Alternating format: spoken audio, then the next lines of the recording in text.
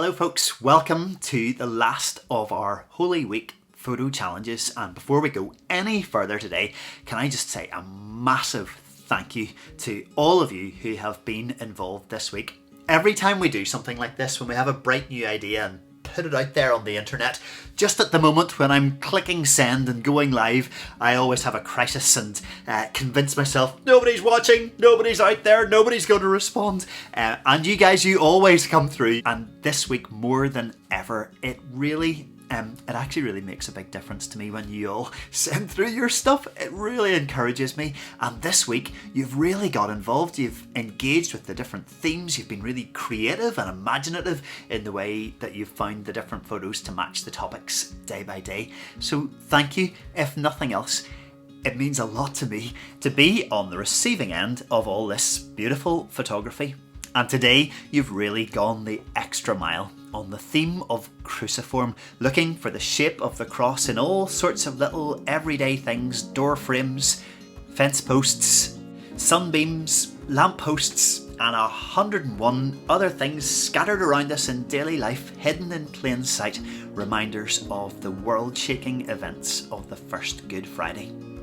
So for our close-up lens today, we're just going to sit for a few moments with the details of the story. Try to forget just for a few moments all the theology you've learned and all the stuff that's in our heads about why it had to happen and what it all means.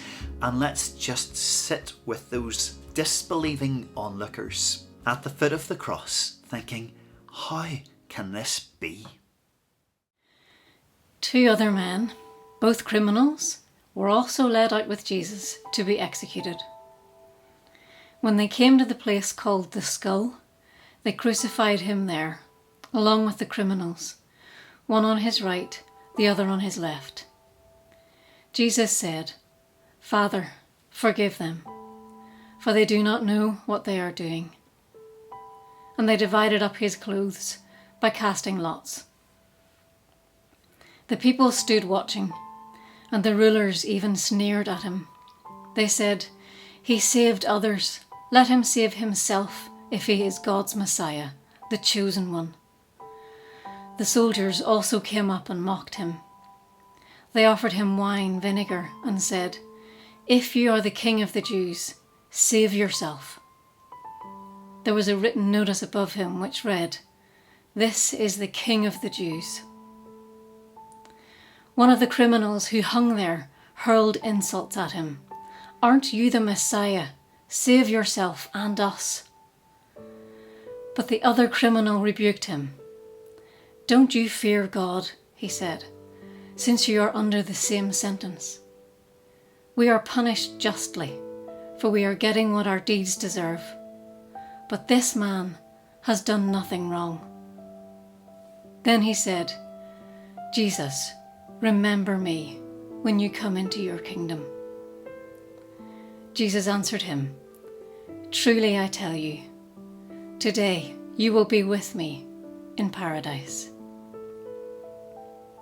It was now about noon, and darkness came over the whole land until 3 in the afternoon, for the sun stopped shining. And the curtain of the temple was torn in two. Jesus called out with a loud voice, "Father, into your hands I commit my spirit." When he had said this, he breathed his last.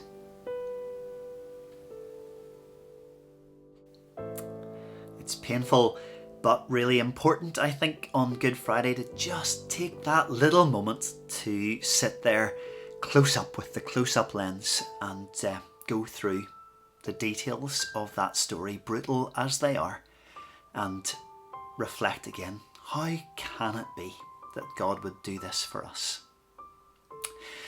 And then when we click with a little sense of relief our wide angle lens and just start to pull back from the detail a little bit and think a bit more about what it all means, something really struck me looking back through all of our photographs from all of our photo challenges right the whole way through the week on our different themes: payment and no, and hand washing and feast. The cross is the place where all of those themes meet. The cross is where the payment for sin was made once and for all. The cross is God's no to the power of sin and death.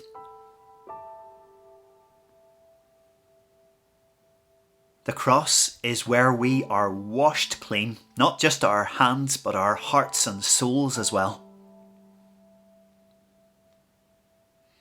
And the cross is God's invitation to the feast, the wedding feast that is the image of God's glorious future for his beloved creation.